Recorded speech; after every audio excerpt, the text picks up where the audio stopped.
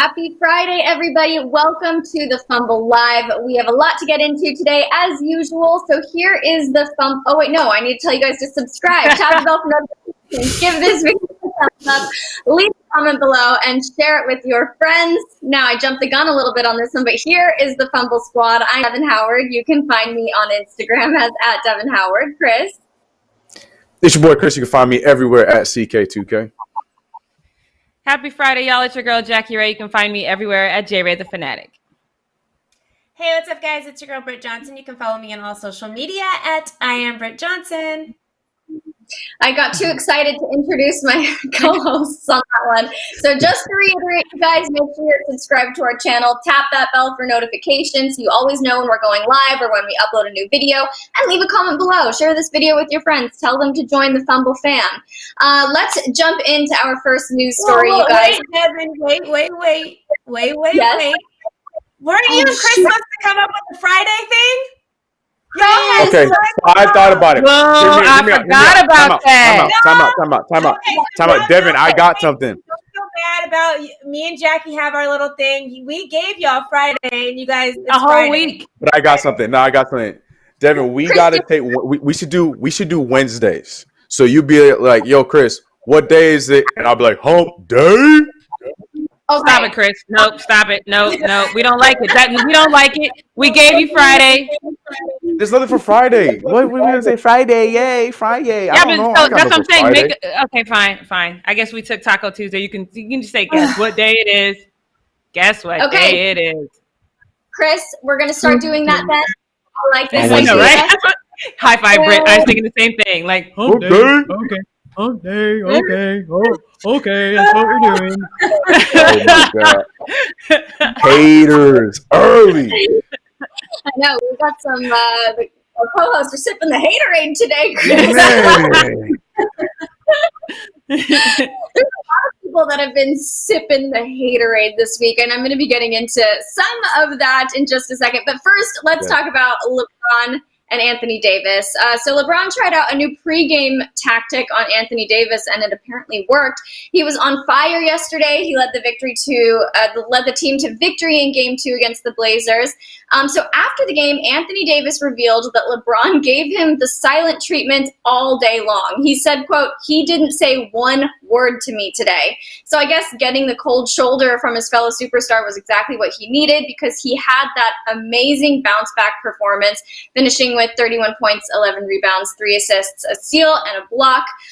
He also talked about how LeBron helped him get through their dismal playoff debut. He said, quote, "I was really down on myself after Game 1. I didn't feel like I performed to the level I needed to, and he let me have my moment and kind of get on myself, and then he talked to me and said I was fine." He said it's one game, and as a guy who's won multiple championships and has been in these situations before, he knows what to expect. He knew what to expect from his teammates, and he kind of was just there for me to kind of encourage me and keep me level-headed. But then I guess on game day yesterday, he decided there's no more motivation, there's no more speeches or talks or encouragement. It's just the silent treatment, the cold shoulder, which I actually found very interesting. So Jackie, I obviously have to go to you first on this one. What do you think LeBron's thought process was behind ignoring Anthony Davis for the full day? I actually like this. We used to do a similar thing when I was playing basketball in high school. You know, we would always rally around that one person, especially if it was our star that had a bad day or a bad game, and then just say nothing to him, because you got to kind of live in that moment. You got to figure out a way to pull yourself out of that moment, especially AD, because AD is seen as one of the leaders on this team. And at some point, you know, depending on if he stays, I know people kind of go where the money is or go where they think they can win the next championship now. But if he stays, this is going to fall on him. LeBron's not going to be there to help you get out of your funk. You got to get out of this all on your own. So I definitely respect this tactic. I didn't know we were still doing that tactic. I thought my coach was just mean because they would just tell us to do that. But apparently this is a thing, and it worked. It definitely worked for us, and it seemed to work for AD. But if he wasn't speaking to AD, then he probably didn't even look in Danny Green's direction. Like, just didn't even look at him at all. So and it didn't work, because they only scored 3 points. But, you know, it worked on AD, so that's what's important, and I loved it. Yeah, I love it too. I'm excited that it worked, and maybe this is something that we'll hear more about for future games. I don't know. But Britt, I want to ask you, are you surprised that this tactic worked, or do you think that we're crediting LeBron too much for AD's success in the game? Devin, what the hell kind of question is that? You supposed to be a LeBron James fan? Wait a damn minute. What the hell kind of question is that? I gotta ask the questions that'll elicit the responses, so I'm just doing my job. I don't like it. I don't like it at all. But go ahead. I didn't think it. I mean, I believe he had 28 points in the first game and 31 in the second game. So I don't think he did that much better in the games. But obviously, whatever. I love the idea of trying different tactics just to see what works. I think that's what real leaders do, because every single person that you're going to deal with has a different way that they need to be approached in order to get a certain way. We all know Dame plays better mad. After the game, actually, I really liked that LeBron James had said we do not need to basically put pressure on them, because if we put pressure on the Blazers, that's when they do well. So I liked that he was able to notice that. And really, I think that's actually the reason why the Lakers were able to do so well, because they kind of just sat back and played their ball and not tried to press the Blazers as much as they did in the first game and, be so heated in the moment. Because that's why the Blazers, I mean, obviously it sucked that Dame had hurt his finger as well, but that's the reason why the Blazers do well under pressure. And I think that was actually more important for LeBron to notice and mention after the game instead of the AD thing. I think the AD thing honestly probably negatively affected LeBron more, because I think LeBron missed his connection with his BFF, because he did have, I think he had 6 turnovers yesterday. That wasn't LeBron's best game, but the way that he was able to kind of use his role as a leader, okay, what do I need to do and what needs to happen, even if it makes me not have the best game, in order for us to win. And I think that LeBron James actually did a really good job of that yesterday. Surprise, surprise. Right. So this is not the response I was thinking we were going to get from you, Britt. You were we're switching things up today. I like it. Throwing you guys all for a loop here. Chris, so then to wrap up this story here, why do you think the silent treatment was the thing AD needed to really kill it yesterday and to just kind of have that extra push of motivation? Oh, I think what Jackie said was exactly what it is, because that's a old school technique that you hear from old 90s and 80s. That's just something that's been especially the leader of the team, or the second, or even if it's just the bum that's known to just be a shooter, that's just something that you've heard of for such a long time. And LeBron James is one of those guys. You know what? Right. No comment. But yeah, no, I'm not surprised LeBron James did that. He's one of those guys that is cut from that cloth. He's trying to hold on to that, and it doesn't surprise me that he would let Anthony Davis live in his moment of not playing the best of his abilities in game one, because everybody was hyping him up. AD did this when he was on the Pelicans, when he was a playoff. He did that. So now he's going to play better with a better team and this and that. And he didn't really live up to it in game one, even though, like Britt said, he had 28 points, but it was a rough 28 points, most of it from the free throw line. He turned it around, and I think LeBron James did what LeBron James did, but I'm not going to give all the credit to LeBron James. I think Anthony Davis did the damn thing, and he, understood the situation and performed better. Yeah. Well, I actually want to get into what Britt was mentioning earlier about Dame and his injury for our next story. So he suffered an injury to his left finger. He banged his hand against Anthony Davis's shoe while reaching for the ball late in the third quarter and dislocated his index finger on his left hand. In this clip that I'm going to have Dave roll for you guys, you can see how frustrated he is after this. So he obviously was very upset about having to not be in the game anymore. But he doesn't plan on staying out of game 3. So after the matchup, when asked what his status would be, he said, quote, "Oh, I'm playing." And he told reporters that his finger is a little swollen and uncomfortable, but he'll still definitely be suiting up. So, Britt, do you think that the Blazers should be worried if Dame is not able to play, if his finger is still swollen, or do you think they'll be just fine without him? Oh, he's playing. There's no if, and, or buts about it. And very well saw it in the face. Really that video was just drops mic. I'm done. I'm playing, because they asked him the question and he was just like, "What are you talking about? What do you mean about my finger?" And then they were like, and he's like, "Yeah, I'm playing." And then he did that same face he did when he made that 3 last year that we all remember when he came super close into the camera, and it was just his face like, I said what I said, I did what I did, I'm playing. And that was that same moment again yesterday. So Dame's playing. There's no ifs, ands, or buts about it. I know guys that have played with broken toes, broken fingers the whole season. R.I.P. So Kobe. he'll be fine. He'll just get some cortisone shots in there, and it is what it is. He's going to play, though, regardless. And I think that is going to actually be another thing. Now the pressure's on them again. So I think that pressure is going to make, the Blazers step up again. And I think Game 3 will probably be one of the best games of this series that we're going to see just because of that moment right there where now it's like, okay, we're tied 1-1. We know that the Blazers now just, even though we're not going to put pressure on them, they have the pressure on them because of Dame's finger. And so I think it's going to be like a all-out ball on Game 3. But Dame's playing. And he's going to play like not 21 minutes. He's going to play at least 36 minutes of that game. And I feel like exactly what you're saying. Dame is mad that he had to miss part of the game yesterday because of that. So, Chris, I was going to ask you, do you feel the Lakers should actually be more worried now? Because mad Dame Lillard is almost unstoppable. He's insane.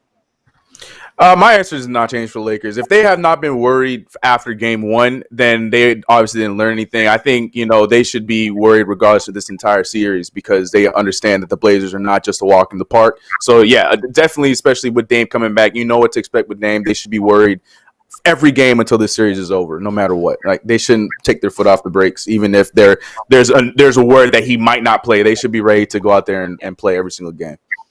Yeah. All right, you guys, let's get into the third story really quickly. So earlier this week, Paul George got dragged for his performance in Game 2 against the Mavericks, and now he's firing back. Just to reiterate, I know we've talked about this already, but Twitter was just tearing into him. They were saying Paul George is such a fraud, 0 points, 4 shot attempts so far. One guy said, that seals the deal. I'm no longer a PG fan. This player is a pure and utter embarrassment to the game of basketball. I officially will not be renewing my fandom next season, nor will I watch him on TV ever again. Moving on to Luka, who knows how to shoot better than 20%.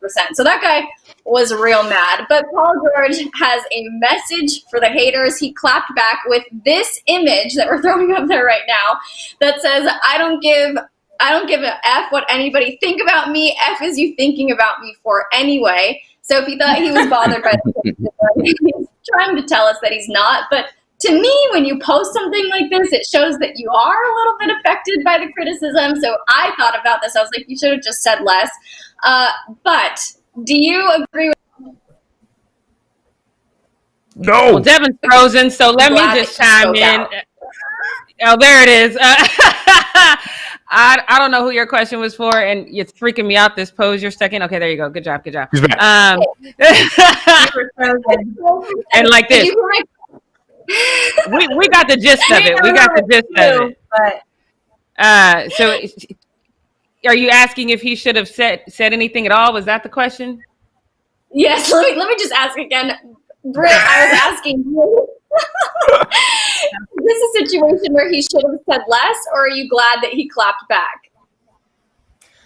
I mean, it could have gone either way. Like, I get how social media is, and then at some point you're just like, oh my gosh, like, I'm not bothered by what you're saying, but like, I'm getting 20 million messages in my DMs and ats and like whatever, and it just gets annoying, and you're just like, listen, I don't care, so just you guys say less, So I think that was like a moment for him to just say that. So him saying it or not saying it, I still don't think he's really bothered by it, at all. But I think and I don't think him saying it or saying it meant a difference to me. Like I get it, because there's moments where I'm just like, oh, like you're just going to punch somebody in the face because they just keep coming and it's just inaccurate information, or it just doesn't even make sense. So you just want to say something. So I get it. So sometimes you say something, sometimes you don't. In that moment, he said something. A lot of times he don't say anything. So it is what it is. They're in the bubble. They got the rest of their day free after the game. They didn't have a game yesterday. So he's just saying what he's saying. So he could have said, he could have just the right amount. Yeah, I get it. I'm the queen of I'm the person that writes back to the haters, the responds to the comments that are really mean about me or whatever. I cannot say less, so I get why he But Jackie, do you think that his message, his post makes him seem more bothered by it, or do you agree with Britt that this was the exact appropriate response? I mean, that's the wrong question for me, because that's what I would have said. Probably would have put a few more F-bombs in there. But I'm petty too. I would also just I'd have like a dope night and come out with ice and not even need ice.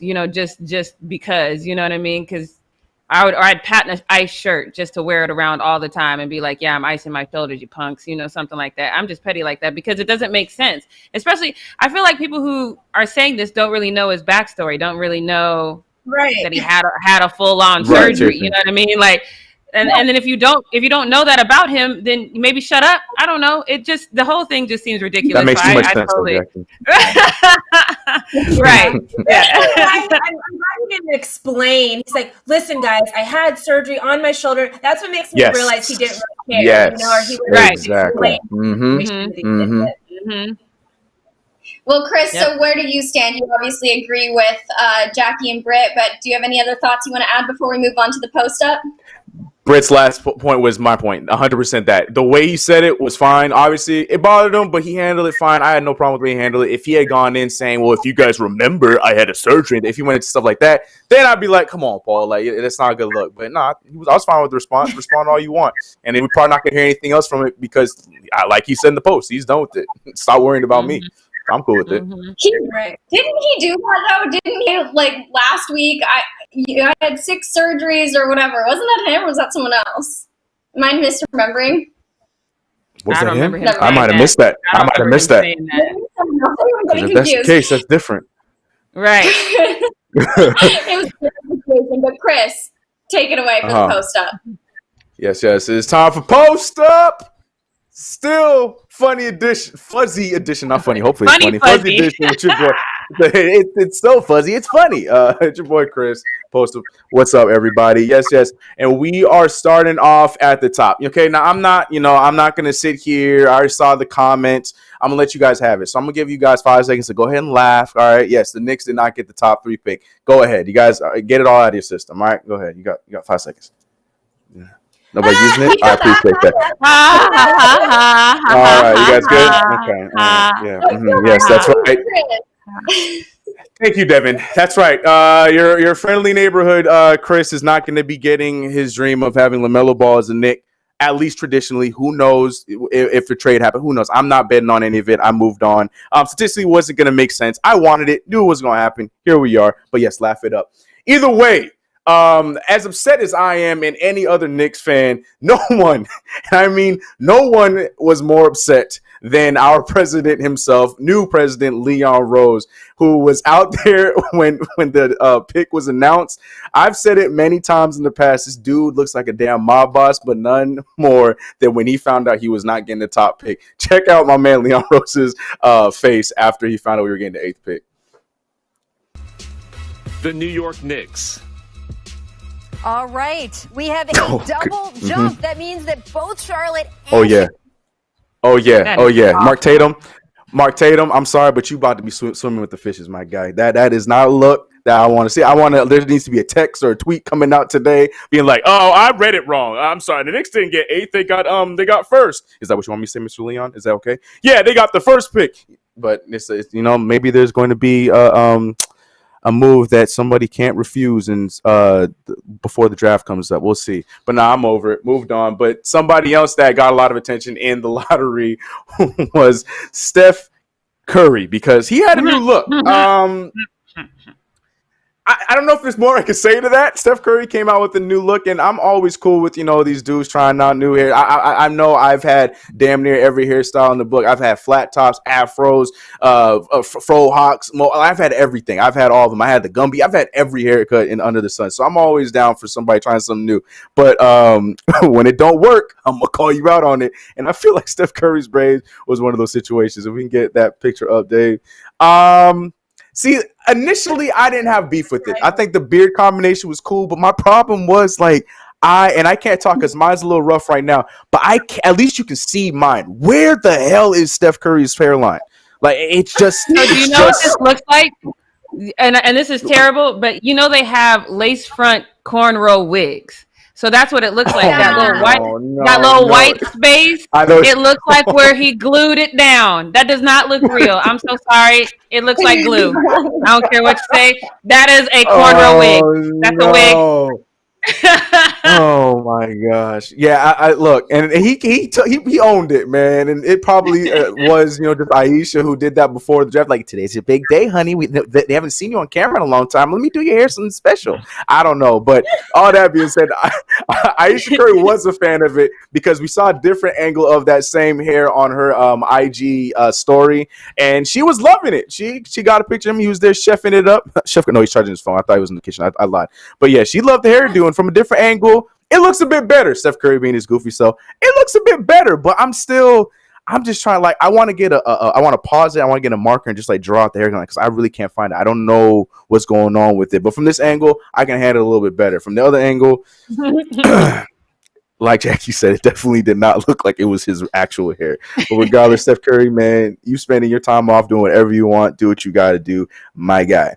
Now, next up, we're talking about East Coast Kuzma. I don't even know if he deserves that nickname anymore because now that he's back on the court, he's been looking a little bit better than West Coast Kuzma. I might have to start calling Kuzma West Coast Tyler Hero. But Tyler Hero had a pretty solid game in Game 2.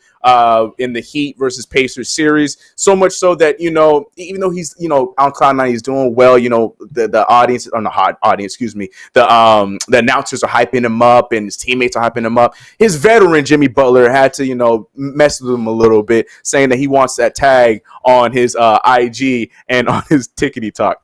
That's what he said. Here's the video. Yo, Miles Hero, tag me on the gram. Put me in your ticky talk.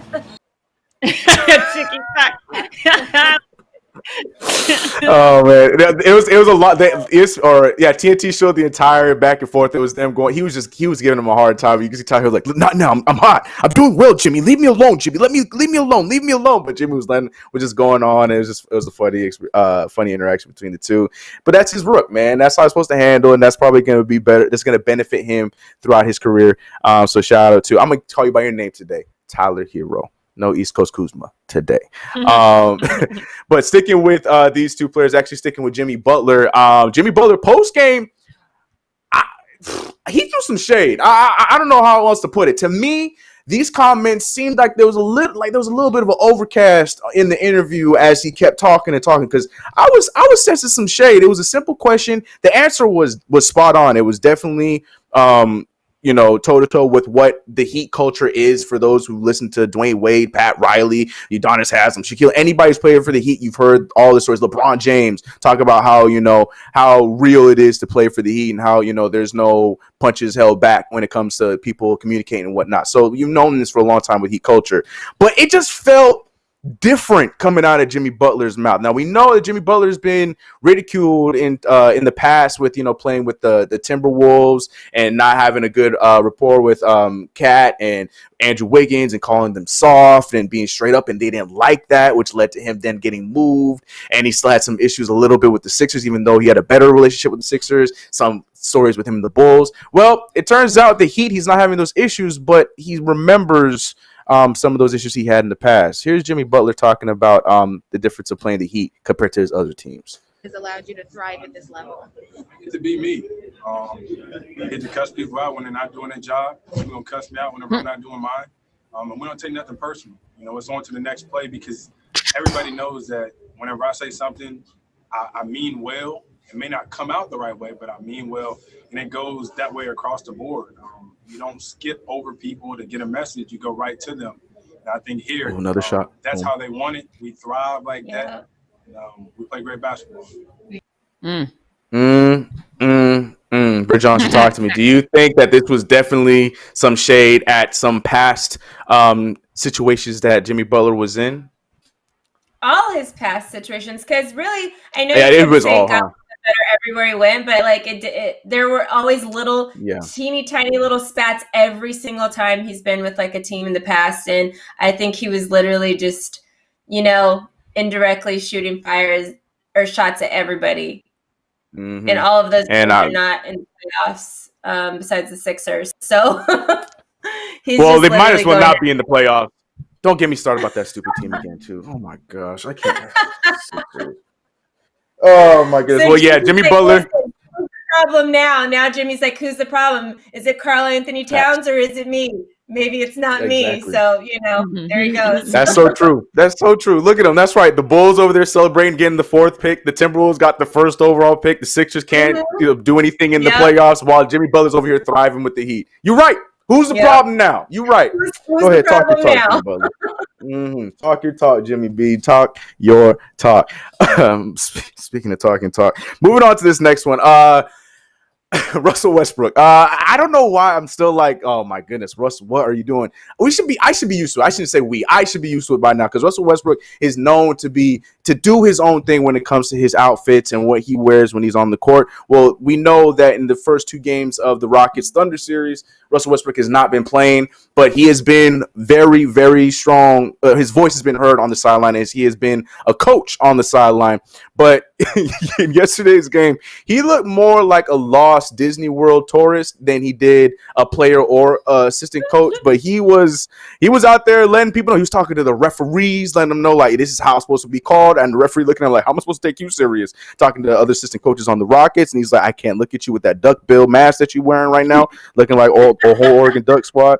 And then he's there talking to his players. James Harden's listened to it, but James Harden also got something in his beard too, so I can't take him serious. I don't know, but Russell Westbrook, it worked because the Rockets went out played great. Russell Westbrook was very vocal. I love it, but man, it just caught me off guard, looking like he just said, "Oh, we got a game today." Put on his slides and went right downstairs to the gym to watch the game. That's what it looked like.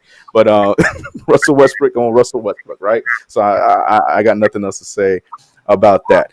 Jackie, I don't know if you're gonna be able to handle this one, but I got some LeBron James hype right here. No, this is a good one. This is good. It's not it's not bad. It's good. It's good. It's good. I got some LeBron James hype because LeBron James, like the Lakers, I gotta give it to him. Everyone knows I'm not the biggest Laker fan, but look, Lakers did what they had to do yesterday finally, and they looked like they was the damn 1st overall seed. Now, mind you, Frank Vogel probably heard some of the Laker fans talking in the, on Twitter and on Instagram and everywhere because we saw some Deion Waiters, we saw some J.R. Smith, we saw a lot of different faces that were not in game 1 show up, and the continuity was looking better. Also, Anthony Davis played at a different level, which is what they need to do. So Lakers looked like a number 1 overall seed, and LeBron James played well, but he didn't even play that great. So I mean, the Lakers did what they had to do, and LeBron James is out here talking. We talk about Jimmy Butler talking his talk. LeBron James out here talking his talk as well, and he was hyped up for how the team performed in game 2 against the Blazers. So we can get that video up.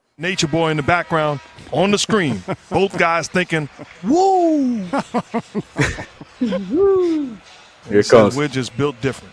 We are built different. Man. And we know cocky LeBron James is a scary one, okay? I don't care if he's 35, 85, 22. I don't care. Cocky 85. LeBron James is a scary one. So, look, I'm here for it, touche. I will stand down for game 2. Y'all did what you had to do. Congratulations again. It's the 8th seed, but you did what you had to do. So take that. The sideline one. Moment that when they were about to give the ball to the Trailblazers, he's like, yeah. And then he fired up. That's the one I thought you were going to use. I was lost his entire mind. Man, when we started the show, we started talking about it. I was like, I got you, Jackie. I did it as a stand-up. Jackie. Perfect. Thank you, girl. See, look. Britt don't even like LeBron, and she has my back, Chris. What the hell? No? I pretty much just gave LeBron hype right there. I might have a fever because I did both of my stories today on LeBron James. And they were positive? They were both positive? You're welcome. Oh, my She has been glistening over there. I'm not there. Britt, are you okay? I know she's glistening. She might have a fever, y'all. I don't know. I might have Brit. Not COVID, but I might have bronchexualism or something.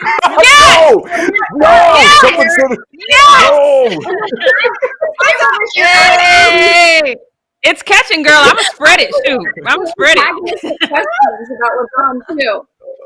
I'm over here planting negative reactions to LeBron. What's happening to us today, you guys? Well, yes, quit popping. What's going on? I'm putting you on a.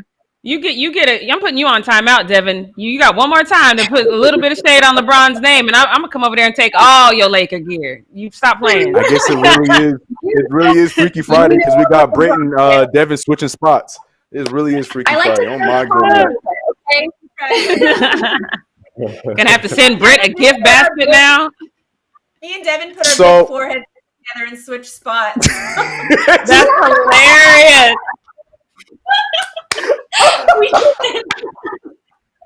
Why, Jesus? Why, God? Why, God?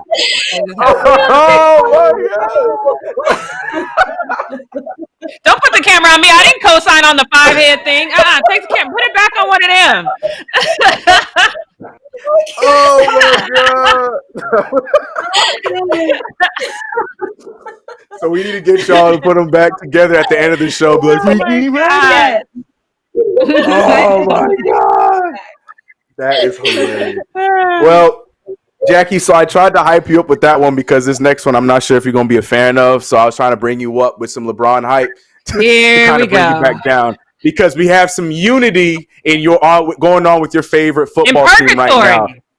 No. Oh, it ain't looking like purgatory because it's looking like Baker Mayfield is starting to trust his wide receiver a little bit because one of the biggest gripes a lot of people had outside of his accuracy in his second season was the fact that he just never looked at Odell Beckham Jr. Well, it's looking like in their training camp, he is trying to do whatever he can to force feed OBJ to do what he does best. And it looks like it's working. Can we get that video?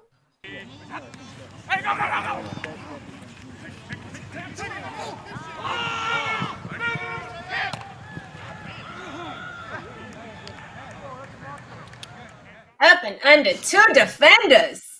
2 defenders.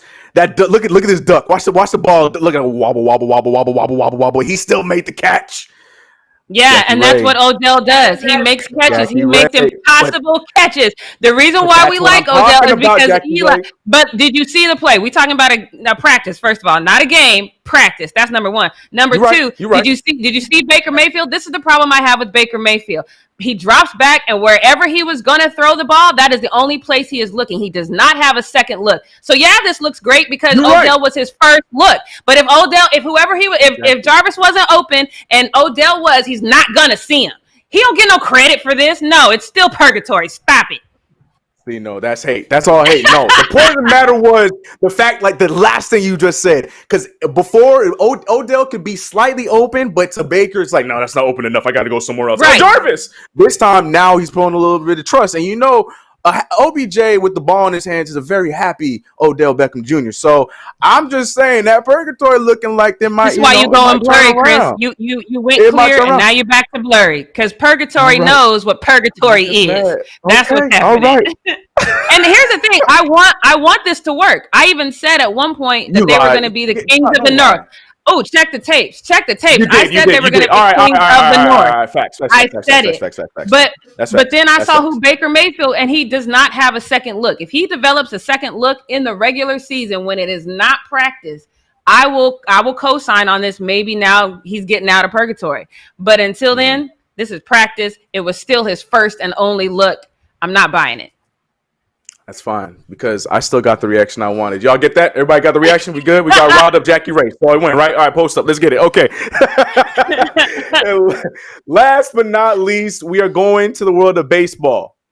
Kind of. Because Dee Gordon of the Mariners, my man got some hops. And it's looking like this man might be in the wrong sport. Or maybe he's in the right sport and just need to be using his athleticism a little bit more. But look at my boy jump up on his end. This is 10 feet. It has been confirmed that it was a 10 feet rim, even though it's in the locker room. It is confirmed. And here's the video.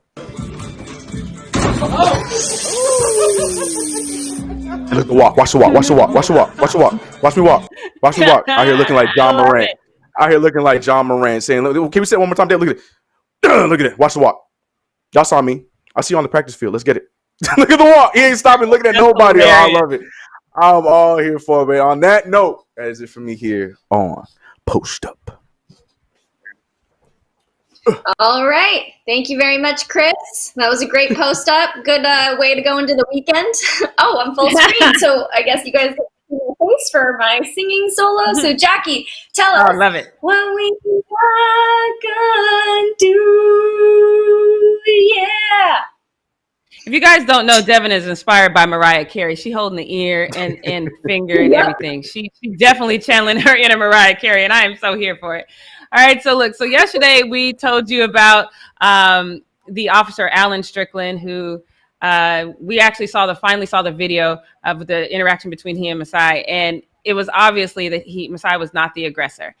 So you guys, Devin asked the question if we thought anything was going to happen, and Britt kind of eloquently put it. She's like, absolutely not, because nothing's happened in the past, and maybe we'll forget about it, and he'll still keep his job and things of that nature. So the sheriff's department also let us know that Masai's camp is the one who released the video, which I think we already knew that, but they felt they needed to reiterate that for whatever reason. But yeah, they did. And part of the reason why I think they released the video is because this Allen dude, the officer, he's filed a lawsuit, which I knew, but I don't think I knew the extent of the lawsuit. But in the lawsuit, he filed a lawsuit in February. He says that Masai shoved him hard enough, I need you to hear this, hard enough to cause physical injuries to his head, jaw, chin, and teeth. So he wants a jury trial to resolve the matter. They are seeking, he and his wife have filed the lawsuit jointly because apparently she's saying that she's suffering damages too because of whatever mental trauma this has caused her husband. So this is a joint lawsuit with he and his wife. They are also seeking general damages in excess of what that jurisdiction can even give, which is $75,000. They also want punitive damages, medical and incidental expenses, future medical and incidental expenses, loss of earnings, prejudgment interest, property damage, legal fees, and they want any other relief that the court can think of finding. So first of all, what in the way too soft hell is going on here? If you can all of a sudden have some sort of property, brain, teeth, and jaw damage from a shove, you should be working at a marshmallow factory. You should not be an officer that is capable of de-escalating anything, because clearly you are ill-equipped. That's number one. Number two, we saw the video. So this is, to me, it's just an open and shut case. I thought we were going to see some sort of apology, which would be fake anyway, but I did think we were going to see some sort of apology once we could see the truth of the situation. And I thought that's just the era we're in right now. I personally don't buy it. You guys have heard me say that on this show several times. I do not for a second believe that we're going to see some true change in our country, because we weren't founded like that. So I think the foundation that you build something on is usually what stands, unless you blow it up completely and start over. We're not ready to do that. So I think it's never going to change. And the sheriff's department decided to take a moment and prove me right, because they issued the following statement. They said, "We 100% stand by the original statement that was released by, 100% stand by the original statement that was released by Mr. Ujiri is the aggressor in the incident. Don't be quick to judge based off of what his lawyers are saying." I don't understand how you can say don't be quick to judge based off of what the lawyers are saying, because that's not what we're doing. We're judging based off of what we were seeing. And this is infuriating to me. But again, it goes back to exactly what Britt said. Nothing is going to happen. And you know how I know it's not going to happen? Because we literally saw a video. This was just a case of a push and shove match that literally should have just been dismissed. It never should have gotten to us, because it should have been two men dealing with whatever they dealt with and moved on, especially since no one was hurt. Despite this lawsuit, no one was hurt in the situation, right? But we literally saw Eric Garner be murdered by police. We saw every angle of that, and these men are still free. So why would we expect something different to happen in this shoving match? Why would we expect this police department or the sheriff's department to not back? This is what they do. The whole Blue Lives Matter thing, they back the blue, which, by the way, is not a life. It's a job. It's a 9 to 5. You can opt out of being blue. We can't opt out of being black. So it's a horrible, horrible thing. Masai did issue this statement. I am going to read the whole thing, because I thought he says it with a lot more compassion and optimism and less anger than I would say it. So I think it's good to read. But he just said, "Thank you to everybody who has expressed disappointment and concern regarding the video that was recently released. My family and I are deeply grateful for your care and consideration. The video sadly demonstrates how horribly I was treated by a law enforcement officer last year in the midst of my team, the Toronto Raptors, winning their first world championship. It was an exhilarating moment of achievement for our organization, for our players, for our city, for our country, and for me personally, given my long tenure professional journey in the NBA. Yet, unfortunately, I was reminded that in that moment, that despite all of my hard work and success, there are some people, including those who are supposed to protect us, who will always and only see me as something that is unworthy of respect, respectful engagement. And there is only one indisputable reason why that is the case, because I am Black. What saddens me most about this ordeal is that the only reason why I'm getting the justice I deserve in this moment is because of my success. Because I am the president of an NBA team, I had access to resources that ensured I could demand and fight for my justice. So many of my brothers and sisters haven't had, don't have, and won't have the same access to resources that ensure my justice. And that's why Black Lives Matter. And this is why it's important for us to keep demanding justice for George, justice for Breonna, justice for Elijah, justice for far too many Black lives that mattered, and justice for Black people around the world who need our voice and our compassion to save their lives. To those are the ties that bind us. And then, of course, he has the Black Lives Matter thing. And that's so truthful, because if this had been me, if I had pushed this officer, I would still be in jail right now. For assaulting an officer. There would be I don't have that kind of money to fight this, because, you would have to fight it tooth and nail. It would cost thousands. It would cost more than what I probably make in 2-3 years to fight it and successfully win. Not only that, I'll probably have to fight it while I'm in custody, because they're not just going to let me out. You know what I mean? So this is one of those things that I feel is just a gross reminder of what it is. And I'm angry, but I'm almost tired of being angry. I feel like now I need to operate in that this is what it is. And we as Black people need to operate and try to figure out a way to circumvent the system, because it's not going to work for us unless you have an absorbent amount of money. So, Devin, what are your thoughts on this? What are your thoughts on the Alameda Sheriff's Department standing down or staying the course and saying that the officer was right in what he did and Masai was the aggressor in this situation? I mean, I think it's obviously very shameful, and it just shows and perpetuates the same problem that we've been having in society. Like you said, when you are a police officer, you do have the option of opting out, but you can't opt out of being Black. I think that you said that really, really well. And I don't know, to me, this is just, it's shameful. That's the best word I can think of to describe it, because the videos, it's very obvious what went down. And I'm shocked by this, actually. I'm really surprised. Yeah. I don't know if I can be shocked and surprised anymore. I think I'm just kind of just shrug it off like, oh yeah, here's another one, which is sad. So let's get to some happier stuff, because this next one has me so confused. So I kind of need you guys to help me out. So last night, when the Lakers were playing the Trailblazers, Mark Jackson and Van Gundy were calling the game. A lot of people have a problem with this duo, and I get it, because sometimes you'll hear a random story about some food that they ate when they were 8 years old versus them calling something amazing that happened on the court. I get it. But at times they do say something that's kind of enlightening. So Carmelo was out there. He was playing good defense. Mark Jackson had made a comment about how well Carmelo Anthony was playing LeBron James and that he needs to be credited for that great decent defense. Van Gundy chimed in and said, no, that's actually not the case, because this has not been Carmelo Anthony. This is a change. This isn't a familiar Carmelo Anthony.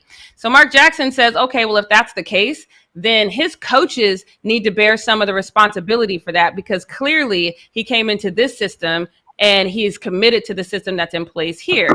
So all of that seemed to piss off George Karl, because George Karl decided to take to Twitter and he said, okay, wait, is this? Yeah. I heard that Mark Jackson is taking shots at my defensive coaching during tonight's broadcast. Remind me, how many all-star teams did you coach, Mark?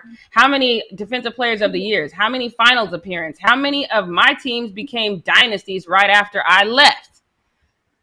Out of left field a little bit. If you don't know, Coach Karl did coach Carmelo Anthony in Denver. So you could say that he, kind of shaped him as a player. But I don't think that Mark Jackson meant it like that. And immediately people were on Twitter kind of telling Coach Karl, stand down. This first one said,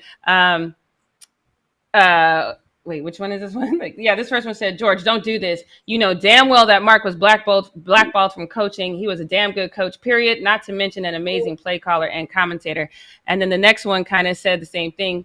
Coach Karl, remember, Mark Jackson built the Warriors. Steve Kerr just reaped the benefits. He would be a 3-time NBA championship coach if the Warriors would have never gave up on him. He built that team. Just that you heard from Britt, we all know that. So it's kind of like, what are you saying, coach? And then Mark Jackson, after the broadcast, finally decides to chime in to the whole thing and basically say, he was like, I wasn't even thinking about you when I said it. He said, wasn't even thinking of you. By the way, I never lost to you in the playoffs as a player or as a coach. God bless you and yours. That's the best way to end any argument, to say God bless you and yours with your little petty ass. So I don't know, Britt, I heard the from you. So I know why. What would make coach, why would he even decide that this had anything to do with him? Why would he personalize it like that and decide to clap back at this?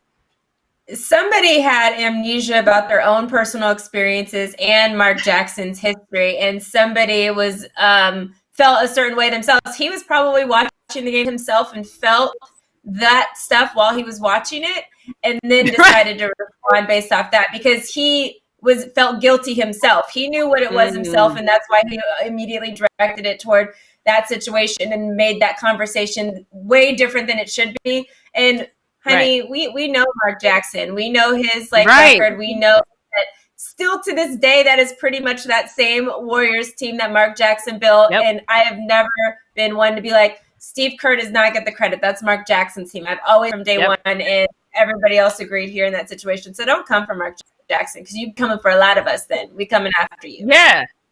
It seemed to me it was like one of those moments where, like, when you break up with somebody and then you see them doing well somewhere else, and then you just get mad. That's what it seemed like to me. All right, so that's all I have for what we not gonna do. So, Chris, are you ready? Because it is time for Brit's Takes. Brit's Takes.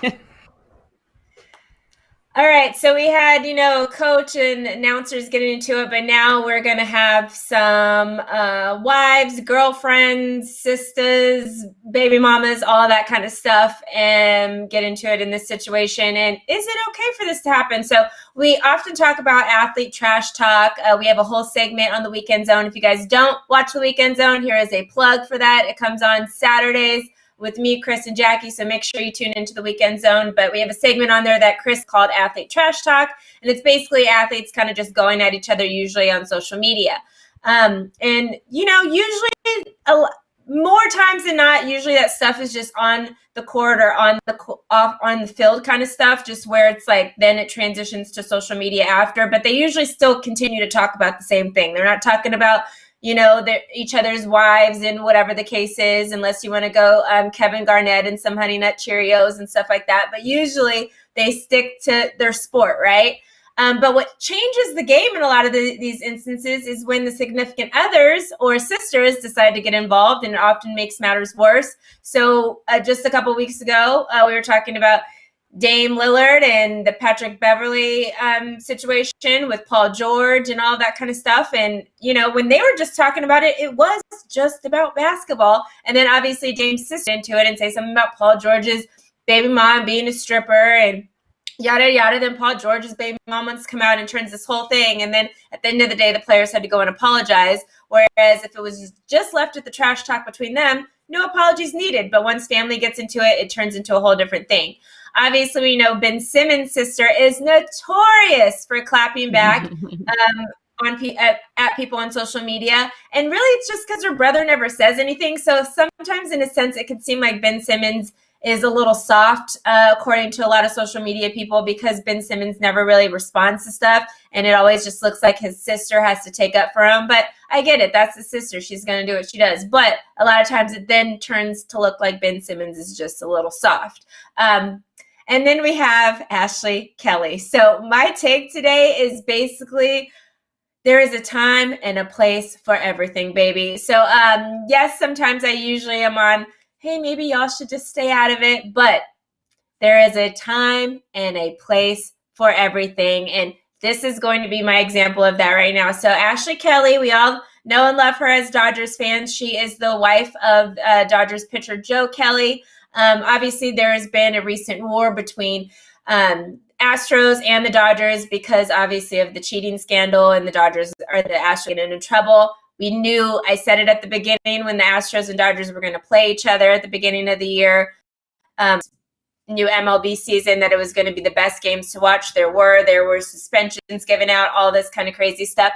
But, it's been now 3-4 weeks since they've played each other, and well, the war still continues with Joe Kelly and then the Astros pitcher Lance McCullers Jr., who actually said he gave a warning to Joe Kelly about Carlos Correa, who is one of the best. I mean, he is one of the best sluggers in the MLB, but he is a slugger for the Astros as well. So he was basically saying, oh, you need to watch out for my teammate because he's not somebody to mess with. And Joe Kelly's like, okay, but y'all weren't saying that a couple weeks ago when we beat y'all. But anyways, that's another thing. But that's the new thing now. And Lance was basically coming out saying that he had, warned Joe Kelly, and Joe Kelly wanted the smoke and yada, yada, yada, and all this kind of stuff. And it was posted on social media. And while Mrs. Ashley Kelly was putting her babies to sleep, she was just minding her own business. She said, I'm just putting my babies to sleep, and I'm just scrolling through social media, and I see this. So she saw something on social media that said that, and then she decided to respond. Dave, if you would like to throw up that thing, and I will read it. You McMuffin. Anyone who knows or has played with this skinny mother effer would know that he would attempt to take on a 300-pound offensive lineman knowing that he would lose. He's not afraid of anyone, especially your pal, who honestly has a nice swing. P.S. Cool video montage of yourself coming back from TJ. Wishing you the best of luck. Carry on and move forward. Peace. At the very bottom, she said, Mama ain't having it today. Ashley Kelly owned it, okay? She was a mom in that moment. You can tell she was in the bed putting her babies to sleep when she wrote that, because she literally had her little moments of like, listen, McMuffin. Like, who starts off with saying McMuffin? Anyway, and then to go on and say all this stuff about having her husband's back or whatever, and then she's like, actually, I did see your video. It was a cool video. I liked it. Yada, yada. It's just so epic and classic. And that is how you come back at somebody. Don't go after somebody's wife because you're a wife and you want to go. No, she went after the actual player. She added him at the very bottom. I don't know if you saw, she added Lance on it to make sure that he saw it. And she went for the player, she went at him. She's like, listen, I'm not going to come back just because I'm a wife and now talk about your wife or like talk about your sister or whatever. No, I'm coming for you because what you said is not accurate. My man is not scared of anybody. Y'all weren't saying the same thing 3 weeks ago when we were playing y'all. She goated this. I loved every single bit of it. So like I said, there comes a time and a place for everything, and she did it right. This is how, if you want to be, the loving wife or sister of somebody that's playing and they're getting in a situation, this is how you clap back to people. You don't then go for their people and then start this whole giant family war. Just go at them, and then at the end with a nice peace sign. So then he's like, wait, she just read me, but like, also, thank you. It was just such a great moment. Jackie, I'm coming to you here. Are you here for this? And do you think that she hit it right on the nail with the time and place for everything? Like, because she was slightly petty, but then she was even more petty, but then try to be nice at the end. I thought it was beautifully written. It was a great speech to me. Yeah, I loved it because I was confused. So I know he was like, wait, what? Like, she just read me. But she watched my video montage. Why is she watching my video montage and compliment me? Should I some kind of like I would have been so in my feelings, and then I felt like a jerk, and I've been like, oh, this lady's being nice to me and telling me she wishes me the best and peace, and damn, I feel like you know what I mean? I'd have felt like a complete jerk. So I agree with you. The moment you can make somebody feel this big, like you won. You just don't. He's not going to clap back. He might say, thank you, but that's all he can really say at this point. So I thought this was flawless. Yeah, this is great. I think the best clapbacks are when then now you leave somebody so like stunned and whatever, they can't even say nothing back. He has nothing to say back. Like that is the best way you do it. Fumble fans, when you guys clap back or do little things and say stuff, you got to take notes from Miss Ashley here because she knows how to get honest.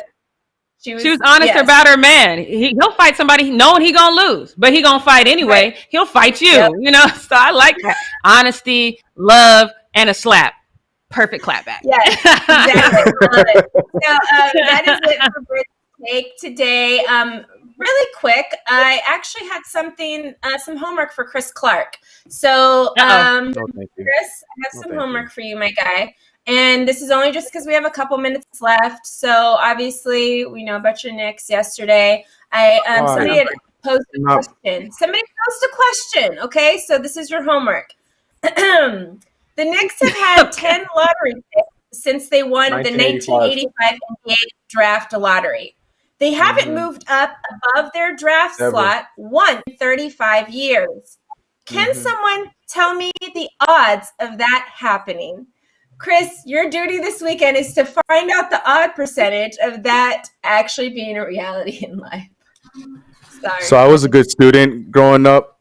I never slept in class. I never walked out of classes. But this is the one where I go online right after I get that homework assignment and I drop the class because I'm not doing that homework assignment. I'm not doing that homework assignment. The honesty. I love the honesty. Oh, man. I'm dropping the class. I'm not doing it. I feel you, Chris. I just had to because you were so excited yesterday, and then to see that just slip between your fingers, it's just, and then to see that those stats, like what you guys have had 10, and you guys have not went up a draft spot in 35 years. Like we've never seen it. None of us have never seen it in our lifetime. Nope. Like that's pretty crazy. That's I know, Here's a hug, Chris. This is a hug from the 80s. This is a hug from the 80s. There you go. Okay, well. I was here like, yo, this is a fun show. You're doing good stuff. And then after you, hey, Chris, have a good weekend. Wow! Like that's hey, we had a few minutes left, so I was like, okay, I gotta do it. Just so we feel time.